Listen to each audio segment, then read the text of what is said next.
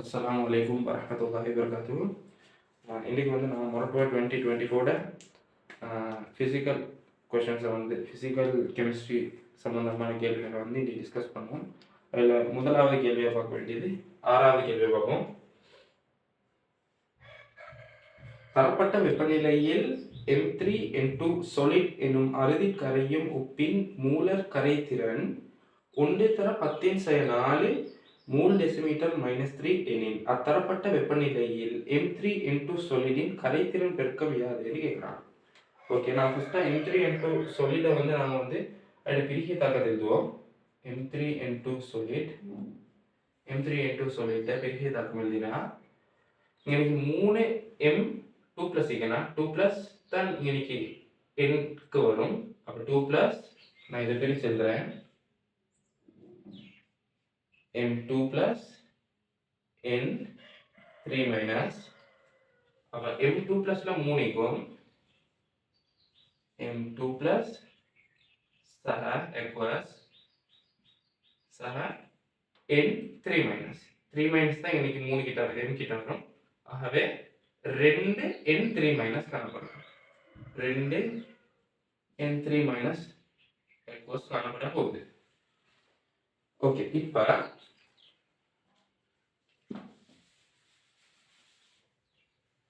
இதுல மூலக் கரைதிறன் தந்திராங்க 1/10⁴ 1/10⁴ மூல் டெசிமீட்டர் -3. சரியா? ஓகே, இப்போ நான் கேஸ்பிக்கான கோவை எழுதுறதுக்கு முதல்ல இந்த மூலக் கரைதிறனை வந்து மூல்ட பெருக்கமாக நான் எண்ணிக்கை எழுதி கொள்றேன். மூலக் கரைதிறனை வந்து மூல்ட பெருக்கமாக எண்ணிக்கை எழுதி கொள்றேன். 3/10⁴ அதே மாதிரி 2/10⁴ மூல் டெசிமீட்டர் -3 மூல் டெசிமீட்டர் -3 வரும். சரியா? ஓகே, நான் இப்போ நான் கேஎஸ்பிக்கான கோவை எழுதுறேன். கேஎஸ்பி கரைதிறன் பெருக்கம் சமன் அது கோவை எப்படி வரும்? M2 + equals P சமான குணகம் 3 M2 + equals P சமான குணகம் பெருக்குத்தொகை N3- equals P சமான குணகம். சரியா? ஓகே, இப்போ நான் அந்த மூலக் கரைதிறன் பெருக்க மூலோட பெருக்கி அந்த தொகையை வந்து நான் இங்கே கீழே போடுறேன்.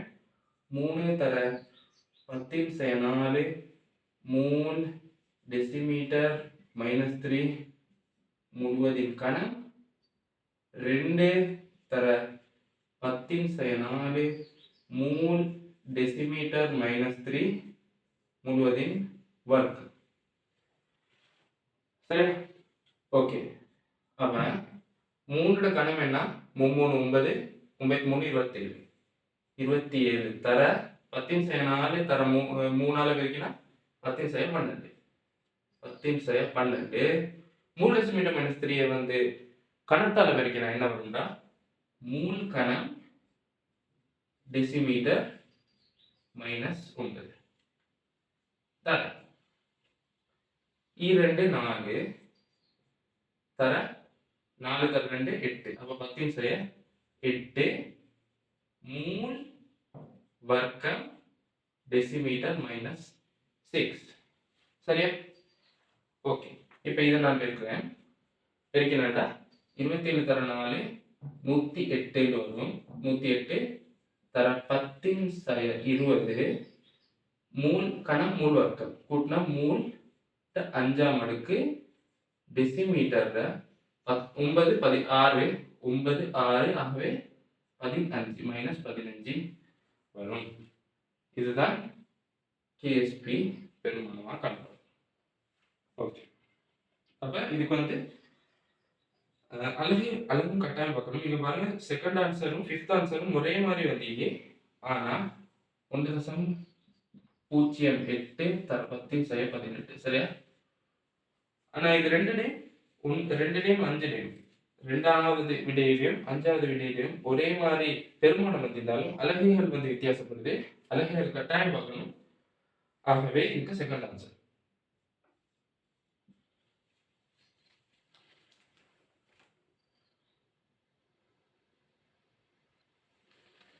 ஓகே, 12வது கேள்வி பார்ப்போம். குறித்த வெப்பநிலையில் 0.1 மூல் டெசிமீட்டர் -3 NaOH எக்கோசினை 25 சென்டிமீட்டர் கனம் கனவளவும் 25 சென்டிமீட்டர் கனம் கனவளவும் 0.1 மூல் டெசிமீட்டர் -3 செறிவுள்ள HCl எக்வஸுடன் நியமிப்பு செய்த போது பெறப்படும் pH வலியினையும் 0.01 மூல் டெசிமீட்டர் -3 NaOH-னை 25 சென்டிமீட்டர் கனம் கனவளவும் 0.01 மூல் டெசிமீட்டர் -3 செறிவுள்ள HCl உடன் நியமிப்பு செய்த போது பெறப்படும் pH வலியையும். ஓகே, பின்வரும் வரைப்பில் இது சரியாக ஒப்பிட்டு காட்டுகின்றதுன்னு கேட்குறாங்க. ஓகே, இப்போ பாருங்க, NaOH HCl ஓட தாக்கம் அடையுது. HCl plus NaOH விளைவு என்ன வரும்? NaCl சக H2 வந்து வரும். சரியா? ஓகே, ஃபர்ஸ்டா வந்து 0.1 மூல் டெசிமீட்டர் -3 HCl சரியா, சரியாவே 0.1 மூல 25 சென்டிமீட்டர் கனம் கனவு. சரியா, அப்ப இதுல வந்து மூல் என்ன வரும்? 0.1 தர 25 தர 10^3. சரியா, இது வந்து நான் சென்டிமீட்டர் கணத்தை டெசிமீட்டர் கணமா மாத்துறதுக்கு 10^3 சேர்த்துக்கிறேன். அதை வந்து செறிவோட பெருக்கிறேன். சரியா, ஓகே, மூல காட்டுது. இதே அளவு மூல், இது ரெண்டும் சமப்படுத்தப்பட்டு ஏற்கனவே. அப்ப இதுல மூல் அளவுக்கு இதுல மூல், அதாவது இப்ப பீசமான குணகம் வந்து 2க்கும் 1 கொண்டாலியா, ஆகவே 2.5 தர 10^3 மூல் அளவுக்கு இங்க 2.5 தர 10^3 மூல் உருவாகினா இது ரெண்டும் தாக்கம் அடைஞ்சு எனக்கு 2.5 தர 10^3 மூல் உருவாகும். சரியா, இது ஆரம்ப மூல், இது வந்து சமநிலை மூல்னு சொல்லுவோம். சரியா, சரியா, ஓகே. இங்க வந்து 1க்கு 1ன்றதால இப்ப நம்ம இங்க ஏற்கனவே HCl 2.5 தர 10^3 காணப்படும். NaOH வந்து நாங்க செறிவு வந்து 0.1 தான் எடுக்கிறோம். HCl அளவுக்கே தான் செறிவு வந்து NaOH எடுப்போம். கனவளவு வந்து 25 சென்டிமீட்டர் கனம். சரியா, கனவளவு வந்து கூட்டி கொண்டு வருவோம். கனவளவு கூட்டி கொண்டு வரக்குள்ள ஒரு கட்டத்துல எங்களுக்கு 25 சென்டிமீட்டர் கனம், 25, ஓகே, நான் 25 சென்டிமீட்டர் கனத்தை போட்டேன். 25 சென்டிமீட்டர் கனம், 25 சென்டிமீட்டர் கனம் வரக்குள்ள என்ன நடக்கும்னா, இந்த 0.1 மூல் டெசிமீட்டர் -3 தர 25 தர 10^3. சரியா, HCl மூல் அளவுக்கே NaOH உருவாக போகுது. அப்படித்தானே, ஏற்கனவே 0.1 மூல காணப்படும். ஆகவே 25 சென்டிமீட்டர் கனம் வரக்குள்ள சரியா ரெண்டும் மெச் ஆகுது. சரியா, ஓகே. அப்ப 2.5 தர 10^3 மூல் உருவாகும். அதே மாதிரி இங்கேயும் 2.5, ஏற்கனவே 2.5 தர 10^3 மூல் காணப்படுது. குடுவையில NaOH வந்து நியமிச்ச போல சரியா 25 சென்டிமீட்டர் கனம் வரக்குள்ள 2.5 தர 10^3 மூல் NaOH உருவாகுது. சரியா, ஓகே. இப்படி ரெண்டும் 2.5 உருவாகிறதால ரெண்டும் தாக்கம் அடைஞ்சு எனக்கு NaCl 2.5 தர 10^3 மூல் NaCl உருவாகும். சரியா, அப்ப இன்னைக்கு சமநிலையில வந்து ரெண்டுலயும் HCl NaOH காணப்படாது. சரி, இப்ப இது வண்ணமிலமாகவும் இது வன்காரமாகவும் காணப்பட்டதால கட்டாயம் இது ரெண்டும் மூல் விகிதப்படி தாக்கம் அடைஞ்சு முற்றாக தாக்கம் அடைஞ்சு NaCl உருவாகிறதால இந்த தாக்கம் வந்து முற்று பெற்றோன pH வந்து 7 தான் காணப்படும். சரியா, ஓகே. இப்ப இதுல 2.5 இது 2.5 ரெண்டும் தாக்கம் அடைஞ்சு முடிஞ்சோன்னா இதுல வந்து வண்ணமிலமோ வன்காரமோ காணப்படாது, நடுநிலை உப்பொன்று தான் வரப்போகுது. சரியா, ஆகவே pH வந்து 25 சென்டிமீட்டர் கணத்துல வந்து என்னவா காணப்படும்? 7ஆவே தான் காணப்படும். ஓகே, இப்ப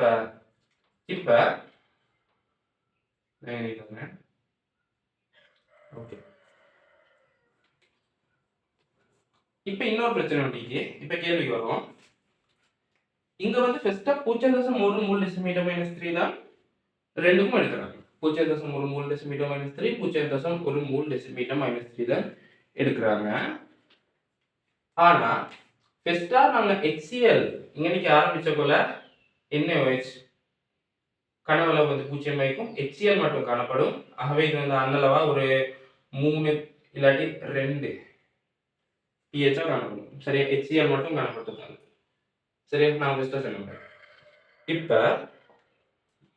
செறிவை வந்து நான் குறைச்சிருவோம். செறிவை வந்து எதுக்கு எடுத்து வரோம்? செறிவை வந்து 0.1லேருந்து 0.01 மூலரை வந்து ஃபர்ஸ்டா போட்டுரும். மூல் டெசிமீட்டர் மைனஸ் 3 போடக்குள்ள என்ன நடக்கும்டா, அது வந்து நான் ஐதாக்கின மாதிரி. அப்ப நீரை போட்டு நாங்க ஐதாக்கின மாதிரி தான் நான் கணக்கெடுப்போம். ஆகவே நாங்க ஐதாக்க ஒரு வண்ணமிலத்தை வந்து செறிவாக்க நாங்க நடுநிலையில் இந்த தூரம் போற மாதிரி. அப்படின்னா நடுநிலையை விட தூரம் போகும். செறிவாக்க வன்காரமா இருந்தா 7 விட கூடும். வன் அமிலமா இருந்தா 7 நல்லா குறையும். அதே மாதிரி நீர் சேர்த்து ஐதாக்க 2லேருந்து 3க்கு வரும், 3லேருந்து 4க்கு வரும், 5க்கு வரும், அப்படி குறைஞ்சுக்கிட்டு போகும். ஆகவே இங்க வந்து செறிவு குறைய போகுது. சரியா? ஓகே. இப்ப HCl வந்து எவ்வளவுக்கு காணப்பட்டுச்சு ஃபர்ஸ்டா? 0.3 மூலரா காணப்பட்டுச்சு. இது வந்து 0.3 மூலரா காணப்பட்டது. இது வந்து 0.01 மூலர். மூல் decimetre minus 3 செறிவா HCl காணப்படக்கூடாது. அதே மாதிரி தான் மேலேயும் NaOH என்ன நடக்கும்டா, ஐதாக்க கீழே வரும். சரியா? சமநிலையில வந்து ஐதாக்க கீழே வரும்போது சமநிலையை தாண்டி NaOH நாங்கள் போடக்குள்ள இப்படிதான் வரும். ஆகவே அப்படி வரக்குள்ளையும் செறிவு வந்து நாங்க குறைச்சிருந்தாங்க. அதாவது ஐதாக்கிறதால இது வந்து 0.1 மூலரா காணப்பட்டது. 0.01 மூலர், அதாவது மூல் டெசிமீட்டர் மைனஸ் 3 NaOH காணப்படும். ஓகே. அப்படி பார்த்தா இங்க ஃபர்ஸ்ட் ஆன்சர் தான் வரும். சரியா? ஓகே. அப்ப இதுல வந்து இது X வலை A, இது Y வலை.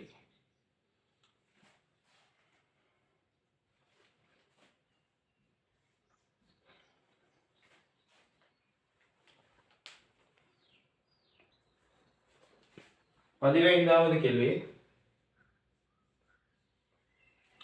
தாக்கம் 2A கேஸ் சக 2B கேஸ், 2A கேஸ் सह 2B gas, A2B2 gas, A2B2 gas. இந்த தாக்க பொறிமுறை கீழே தரப்பட்டுள்ளது. A கேஸ் சக B கேஸ்.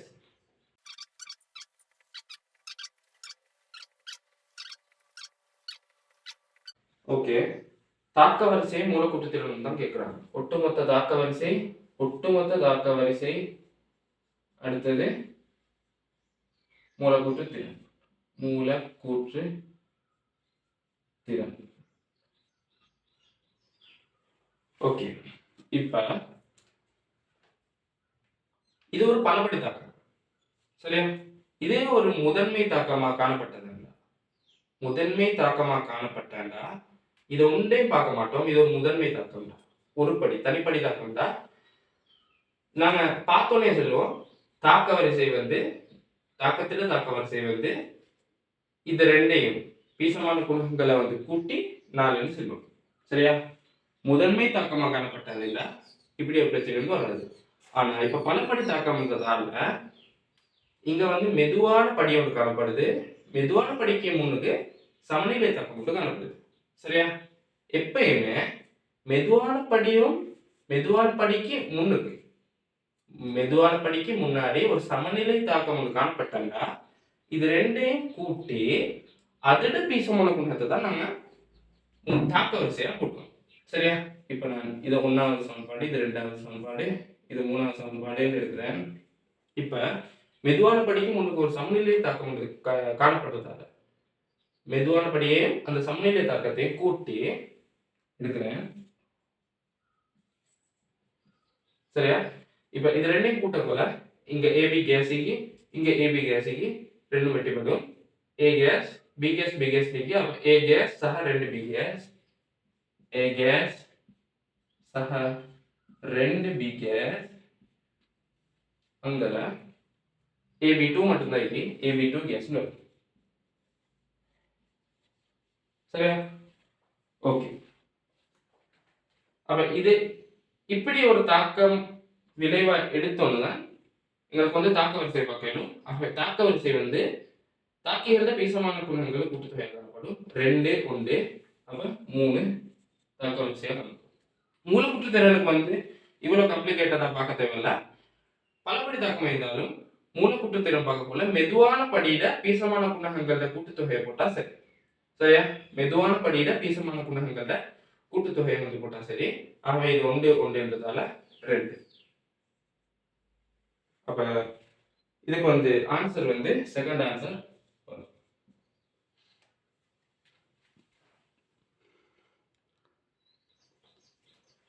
16வது கேள்வி CH4 கேஸ் சக H2O கேஸ் CO சக 3H2 தங்கி எனும் சமநிலை தாக்கத்தினை நிகரமாக முன்னோக்கி நிகழ்த்துவதற்கு பின்வருவனவற்றுள் எம்முறையினை பின்பற்றலாம் அப்படின்னு கேட்டீங்க. அதுல முதலாவது கூற்று பாருங்க, மாறா வெப்பநிலையில் தொகுதியின் கனவளவை அதிகரித்தல். மாறா வெப்பநிலையில் வந்து தொகுதியின் கனவளவை அதிகரிச்சதால என்ன நடக்கும் அப்படின்னு பார்க்கணும். ஃபர்ஸ்டா தொகுதியில மாற வெப்பநிலையில கனவளவை வந்து குறைச்சி அமுக்கத்தை கூட்டினண்டா சமநிலையில மூல் எண்ணிக்கை குறைந்த திசையை நோக்கி தாக்கம் ஆகும். சரியா? அப்படின்னா மூல் எண்ணிக்கை குறைந்த திசை எப்படி பாக்குறேன்? மூல் விகிதத்தை கூட்டினா சரி. இப்ப நீ வந்து மூல் என்ன வரும்? மூல் பெருமானம் 1 1 அப்ப 2 இது 1 3 இது 4. சரியா? ஓகே. அப்ப கனவளவை குறைச்சி அமுக்கத்தை கூட்டினண்டா மூல் எண்ணிக்கை குறைந்த திசையில தாக்க நகரும். அதாவது இந்த திசையில தாக்க நகரும். அதே தலைகீழ மாறி வந்திருந்தா கனவளவை கூட்டி அமுக்கத்தை வந்து குறைச்சா மூல் எண்ணிக்கை கூடின திசையில தாக்க நகரும். ஆகவே இப்ப இங்க சமநிலை தாக்கத்தை வந்து முன்னோக்கி நிகழ்த்துறது தான் கேட்கிறாங்க. முன்னோக்கி நிகழ்த்துறதுக்கு வந்து தொகுதியில கனவளவு அதிகரிக்கிறேன்னு சொல்லி. ஆகவே முதலாவது கூற்று சரி. சரி, இப்ப இரண்டாவது கூற்று ஏபிலான்னு பார்ப்போம். சடத்துவ வாயு ஒன்றை சேர்த்தல். சடத்துவ வாயு ஒன்றை சேர்க்கிறதால எப்பயுமே சமநிலை மாறாது. சரியா? சடத்துவ வாயு ஒன்று சேர்க்கிறதாலையோ இல்லாட்டி இது வாயு நிலையில் உள்ள இது கூறுக்கு பதிலா வாயு நிலையில் உள்ள இந்த கூறுகளுக்கு பதிலா. சரியா? உதாரணமா CH4 இல்ல நீர்ல solid போட்டால நீர்ல solid போடுறோம். சரியா? அப்படி போட்டாலும் தாக்கம் வந்து மாறாது. இதே மாதிரி தான் தாக்கம் வரும்.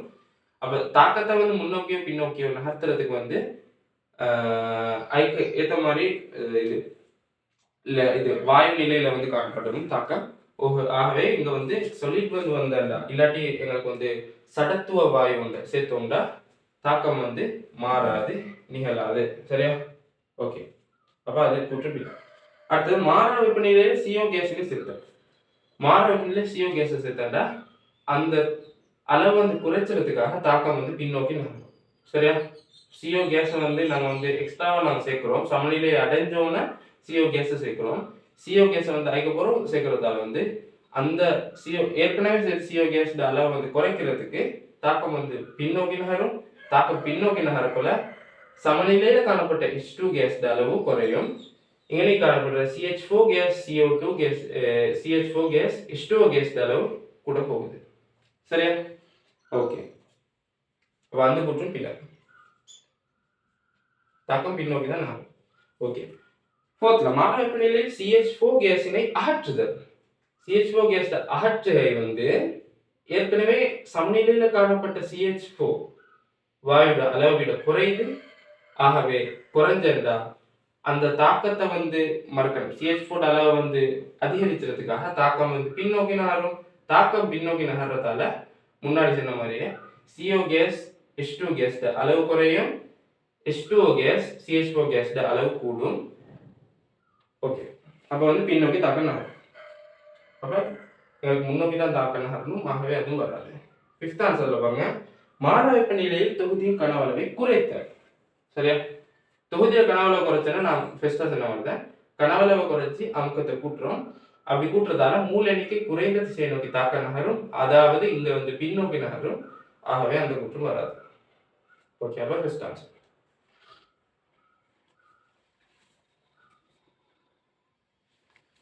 ஓகே, இதுல நான் வந்து எக்ஸ்ட்ராவா இன்னொரு விஷயமும் சொல்றேன். ஓகே, இதான் வந்து ஃபர்ஸ்ட் கூற்றம் பாருங்க, இல்லாட்டி தேர்ட் கூற்றம் பாருங்க. ஓகே, CO கேஸை வந்து நாங்கள் சேர்க்கிறோம் இல்லையா, அதை வந்து நான் ஒரு கிராஃபிக் எடுக்கிறேன். செறிவு நேரம் எடுக்கும். ஓகே, இதுல பெஸ்ட்டாக சமநிலையில எல்லாம் காணப்படுது. சரியா, சமநிலையில எல்லாம் காணப்படுது. இதுல இப்ப சமநிலையில வந்து ஃபர்ஸ்டா வந்து இன்னைக்கு CH4 கேஸ், அதே மாதிரி H2O கேஸ், அதே மாதிரி CO கேஸ், அடுத்தது H2 கேஸ் அப்படி காணப்படுத்துவீங்க.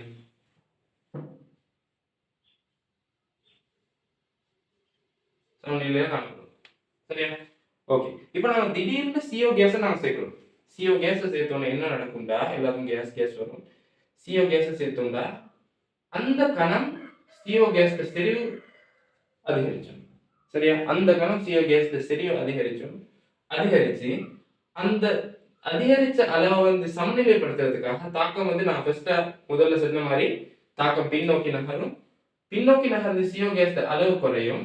ஆனா நாங்க H2 கேஸ் அளவு வந்து நாங்க கூட்டல்ல, தாக்கத்துல இந்த அளவே தான் காணப்படும். ஆகவே தாக்கம் பின்னோக்கி நகர்றதால H2 கேஸ் அளவு ஏற்கனவே ஈந்தத்தை விட குறைய போகுது. சரியா, ஏற்கனவே ஈந்தத்தை விட குறையும். சரியா, ஓகே. தாக்கம் பின்னோக்கி நகர்றதால CH4 gas H2O case, CH4 வாயு H2O வாயுட அளவு வந்து ஏற்கனவே காணப்பட்ட அளவை விட என்ன செய்யும்டா, கூட போகுது. சரியா, கூட போகுது. ஓகே, இன்னைக்கு கவனிச்ச வேண்டிய இன்னொரு விஷயம் என்னன்னா, CO கேஸை வந்து நாங்க எக்ஸ்ட்ராவா சேர்க்கிறோம், அதை குறைச்சிறதுக்கு வந்து சமநிலை பின்னோக்கி நகரும். ஆனா சமநிலை பின்னோக்கி நகர்ந்தாலும் ஏற்கனவே சமநிலையில காணப்பட்ட செறிவிட அளவை வந்து மீண்டும் அடையாது. அதை விட சமநிலையில வந்து சமநிலை அடைஞ்சோன்னா அதை விட கொஞ்சம் அதிகமாக தான் காணப்படும். சரியா, மீண்டும் இதுல அளவுக்கே வராது. அதை விட சமநிலை வந்து அடைஞ்ச பிறகும் அதை விட கொஞ்சம் அதிகமாக தான் காணப்படும். சரியா, சமநிலையில் இருக்கும் இது. சரியா, ஓகே.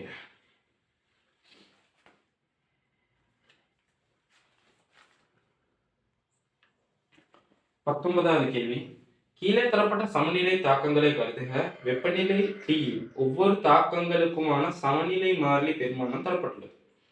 ஓகே, இந்த சமநிலை தாக்கங்கள் தந்திருக்காங்க, அதோட அதுல சமநிலை மாறிலி பெருமானங்களையும் தந்திருக்காங்க. ஓகே, சமநிலை தாக்கம் இதுல சமநிலை மாறிலி பெருமானம் என்னன்னு கேட்கறாங்க. சரி, நான் இதுல சமநிலை பெருமானம் நான் K டேஷ்ல எடுக்கிறேன். ஓகே, இந்த மூணு சமநிலையும் வச்சு சுருக்கி இந்த லாஸ்ட் சமநிலை தாக்கத்துக்கான கோவை எடுத்தா நான் சரி. சரியா, ஓகே. இப்ப பாருங்க, சமநிலை லாஸ்ட்ல இப்ப தந்திரத்துல பாருங்க, சமநிலை தாக்கம் இறுதியில் உள்ளதுல வந்து A கேஸ் காணப்படல, B கேஸ் இல்ல, AB கேஸ் அக்வஸ் இல்ல. சரியா, ஓகே. அப்ப A B ரெண்டும் வெட்டி பண்றது மாதிரி நான் சமன்பாடு எடுத்தா சரி. சரியா, ஓகே. இப்ப முதலாவது சமன்பாடையும் ரெண்டாவதையும் கூட்டினோம்டா B B ரெண்டும் கேன்சல் ஆகுங்க. B B ரெண்டும் கேன்சல் ஆகும், C C கேன்சல் ஆகும். ஆனால் C வந்து கட்டாயம் தேவை எங்களுக்கு. C வந்து மூணாவது கோவையில் காணப்பட்டதால அந்த டைம் பார்ப்போம். ஓகே, அப்போ இது ரெண்டையும் கூட்டி எடுத்தோம்னா என்ன வரும், BA + BA+ ரெண்டும் கேன்சல் ஆகும், CA + C கரைசல் ரெண்டும் கேன்சல் ஆகும். ஆகவே AE சமநிலை B சரி AE சமநிலை DF னு வரும். சரியா, ஓகே. அப்ப A equals E equals அங்க வரும் CB அடுத்து AE DF. Okay, D equals F equals வரப்போகுது. சரியா, இப்போ நான் ரெண்டு சமன்பாட்டையும் கூட்டணும், முதலாவது ரெண்டாவது. கூட்டக்குள்ள என்ன செய்யும்டா, அதுல சமநிலை மாறிலி பெருமானங்கள் வந்து பெருக்கப்படும். சரியா? கூட்டப்பட்டாண்டா பெருக்கப்படும். ஆகவே K1 தர K2. சரியா? K1 K2 போட்டுருந்தேன். K1 K2. சரியா? ஓகே. இப்ப என்ன செய்யணும்டா, சமநிலையில வந்து லாஸ்ட் இறுதி சமநிலையில வந்து A இல்ல. சரியா? அப்ப நாங்க வந்து A இல்லாமக்கணும். ரெண்டு பக்கத்துலயும் ஒரே பக்கத்துல தான் ரெண்டு சமன்பாட்டுலயும் A காணப்படுது. ஆகவே நான் என்ன செய்யறேன்டா, இதை வந்து நான் தலைகீழா மாத்துறேன். ஆகவே D equals F equals A equals E equals வரும். சரியா? இப்ப நான் தலைகீழா மாத்தினதும் இந்த சமநிலை மாறிலி வந்து அது தலைகீழா வரும். அதாவது 1 இன் கீழ் K1 K2 வரும். சரியா? 1 இன் கீழ் K1 K2 வரும். ஓகே. இப்ப இந்த சமன்பாட்டையும் கூட்ட போறேன். ஓகே. இந்த சமன்பாட்டையும் இதையும் கூட்டுறேன். கூட்டினா என்ன வரும்? இந்த A equals ரெண்டும் கேன்சல் ஆகும். அப்ப நான் எழுதுறேன் D equals F equals நான் எல்லாத்தையும் சேர்த்து எழுதுறேன் A சக C. இதுக்கு வந்து நான் கட்டாயம் போடணும். ஸ்டேட்டை வந்து இப்போக்கி போட்டல AC DF. இங்கே வந்து AE DEன்னு வரும். AE சக DEன்னு வரும். இப்போ இதில் என்னென்ன போகும்? D வராது, அதே மாதிரி A வராது, D வராது, A வராது. சரி, அப்போ வந்து லாஸ்ட் சமன்பாடா F equals சக C equals சமநிலை 2E equals வரும். சரி, ஓகே. அப்போ நான் வந்து சமநிலை மாறிலி வந்து இதை வந்து இதோட நான் பெருக்கணும். இது ரெண்டு சமன்பாட்டையும் நான் கூட்டின சுட்டியும் பெருக்கணும். அப்படி பெருக்கக்குள்ள என்ன வரும்டா, K3 இன் கீழ் K1 K2 வரும். அப்போ அப்படி பார்த்தோம்னா ஃபோர்த் ஆன்சர் வரப்போகுது.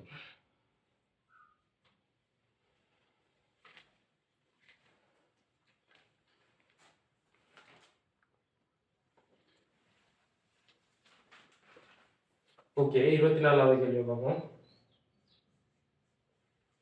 மென்னமிலம் CH3COOH aqueous-உம் மென்மூலம் NH3 aqueous-உம் 25 பாகை C-யில் தாக்கமுறுகையில் சமவெளி புள்ளியில் கலவையின் pH யாதுன்னு கேட்கலாம்.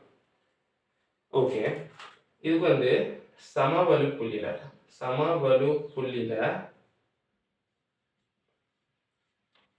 மென்னமிலத்திலையும் மென்காரத்துல சமவெளி புள்ளியில வந்து pH பார்க்கறதுக்கு ஒரு சமன்பாடு வந்து காணப்படுது.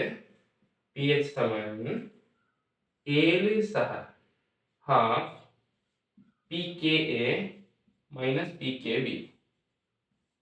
சரியா? pH சமம் 7 சக half pKa minus pKb. Okay, இங்க வந்து அசிட்டிக் அமிலத்துல வந்து Ka பெருமானம் தந்திட்டாங்க, அமோனியாவோட Kb பெருமானங்கள் தந்திட்டாங்க. அப்ப Ka பார்க்க போறேன், pKa பார்க்கிறேன், மைனஸ் log 1 தர 10⁸ வரும். ஆகவே 8 மைனஸ் log 1 வரும். log 1ன்றது 0, ஆகவே 8 விடும். அதே மாதிரி pKb அமோனியாவோட pKb பார்த்தோம்னா 1 தர மைனஸ் log 1 தர 10⁹ ஆகவே 9 மைனஸ் log 1 வரும். log 1 0, ஆகவே 9. சரியா? ஓகே, அப்ப நான் அதை கொண்டு வந்து இங்க போட்டேன்டா 7 சக half pKa 8 மைனஸ் pKb 9, ஆகவே 8 மைனஸ் 9 மறை உண்டு. அறவாசி அளவு வைக்கலாம், மறை 0.5, ஆகவே 7 மைனஸ் 0.5 வரும். ஆகவே விட 6.5. அப்படி இருக்கு ஃபர்ஸ்ட் ஆன்சர்.